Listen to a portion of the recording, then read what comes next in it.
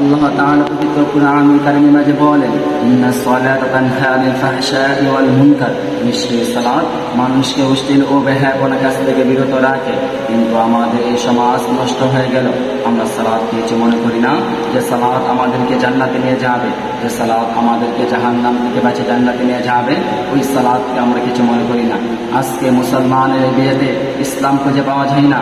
আজকে মুসলমানের সন্তানরা যেসব বিদ্যালয়তে লেখাপড়া করে, ওই বিদ্যালয়তে ইসলাম খুঁজে পাওয়া যায় না। আজকে মুসলমানের ঘরে মা বোনদের কাছে ইসলাম খুঁজে পাওয়া যায় না। আমরা মুসলমান দাবি করি, কিন্তু আমাদের চলাফেরা ইহুদি নাসারাদের মতো, আমাদের চলাফেরা মুসলমানের মতো না। আজকে আমাদের এই চলাফেরাতে ইসলাম খুঁজে পাওয়া যায় না। আজকে আমাদের সমাজ ব্যবস্থাতে ইসলাম খুঁজে পাওয়া যায় না।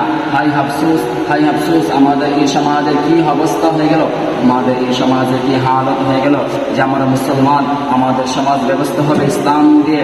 আমরা মুসলমান, আমাদের সমাজ ব্যবস্থা হবে কুরআন দিয়ে।